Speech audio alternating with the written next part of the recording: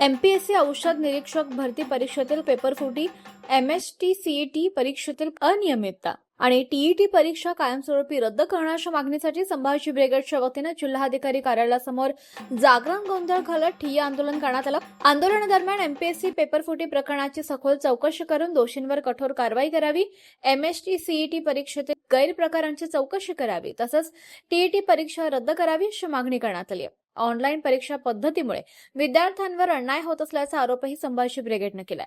प्रदेश उपाध्यक्ष अण्णासाहेब सावंत यांनी विद्यार्थ्यांच्या हितासाठी आंदोलन अधिक तीव्र करण्याचा इशारा दिला, तर जिल्हाध्यक्ष राजेश परकाळे यांनी मागण्या मान्य न झाल्यास राज्यव्यापी आंदोलन छेडण्याचा इशारा दिलाय। आंदोलनात संभाजी ब्रिगेडचे पदाधिकारी, कार्यकर्ते तसंच मोठ्या संख्येने विद्यार्थीही सहभागी झाले होते। संभाजी ब्रिगेडचे अध्यक्ष मनोजदादा आखरे यांच्या सूचनेनुसार आज महाराष्ट्रामध्ये सर्व जिल्हाधिकारी कार्यालयावरती ठिय्या आंदोलन होत आहे आणि त्याचाच भाग म्हणून आज अहिल्यानगर या ठिकाणी संभाजी ब्रिगेडचं आंदोलन होत आहे। एमपीएससी मधला पेपरफुटीचा घोळ, त्याच्यानंतर एमएससीआयटी मधला घोटाळा आणि टीईटी रद्द करा हे 3 विषय घेऊन आम्ही या ठिकाणी आंदोलन करत आहोत। आणि संभाजी ब्रिगेडच्या माध्यमातून सरकारला मी जाहीर आवाहन करतो की यापुढे कुठलीही परीक्षा ऑनलाईन घेऊ नका। तुम्ही तसा प्रयत्न केला तर आम्ही त्या भाषेत उत्तर देऊ। तुम्ही ही परीक्षा रद्द करा, गोरगरिबांच्या जीवावरती उठलेला आहात ते थांबवा, बंद करा। महाराष्ट्रामध्ये आणि देशामध्ये एनडीएचं सरकार आल्यापासून सर्वसामान्य जनतेचं हित डोळ्यासमोर न ठेवता धनदांडग्यांचं हित जोपासण्याचं काम केलं। दुर्दैव आहे की शैक्षणिक क्षेत्रासारख्या एका अतिशय चांगल्या क्षेत्रामध्ये ज्या त्या ठिकाणी भारताला महासत्ता बनवण्याची क्षमता आणि ताकद आहे, त्या क्षेत्रामध्ये सुद्धा धनदांडग्यांना घुसून त्या माध्यमातून त्या ठिकाणी भ्रष्टाचार होत असलेला दिसून सुद्धा तो पाठीशी घालत जनसामान्यांची, गोरगरिबांच्या मुलांवर, विद्यार्थ्यांवर अन्याय केला जातोय। आणि अतिशय सदोष अशा या शिक्षण पद्धतीत मागच्या कार्यकाळामध्ये मोठ्या प्रमाणात पेपरफुटीचे प्रकार घडतायत।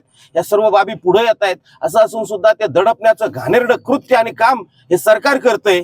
याच महाराष्ट्रामध्ये मुलीच्या परीक्षेमधील गुणांच्या फेरफार प्रकरणी एका मुख्यमंत्र्याने तात्काळ 2 दिवसात हायकमांडच्या सांगण्यावरून राजीनामा दिला होता। शिवाजीराव निलंगेकर, बाबासाहेब भोसले, त्याला म्हणतात नैतिकता। काल परवा जो राजीनामा दिला 28 नीटच्या विद्यार्थ्यांचा बळी घेऊन दिलेला राजीनामा हा नैतिकतेला धरून नाही। दुसऱ्या दिवशी त्या संबंधिताचं स्वागत ज्या पद्धतीने या एनडीएच्या लोकांनी केलं, हे कुठेतरी लोकांच्या जखमीवर मीठ चोळण्याचा प्रकार केलाय। आणि म्हणून याच्या तीव्र निषेध करत आज अहमदनगर जिल्ह्याच्या वतीने, अहिल्यानगर जिल्ह्याच्या वतीनं या ठिकाणी आम्ही धरणे आंदोलन, जागरण गोंधळ घालत धरणे आंदोलन करतोय। महाराष्ट्रभर हे आंदोलन सुरू आहे आणि संभाजी ब्रिगेड येत्या 9 ऑगस्टला क्रांती दिनी क्रांतिकारी पाऊल उचलून या सर्व बाबींचा सोक्षमोक्ष लावल्याशिवाय राहणार नाही। धन्यवाद। जय जिजाऊ।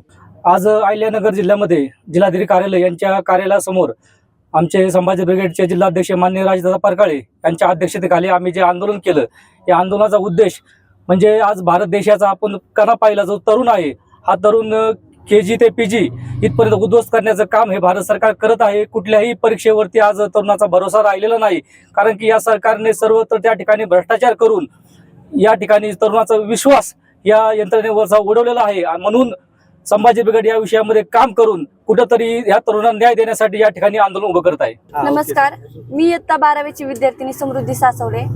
तर आज महाराष्ट्रात भरपूर विद्यार्थी असे आहेत जे उद्याचे स्वप्न पाहून कष्ट करतायत। प्रत्येकाला वाटतं की मी उद्या डॉक्टर बनेल, इंजिनियर बनेल किंवा सरकारी अधिकारी बनेल, पण जर हे पेपर असेच लीक होत आहेत, पेपर फुटतायत, त्या विद्यार्थ्यांचं उद्याचं स्वप्न हे आजच फुटू राहिले।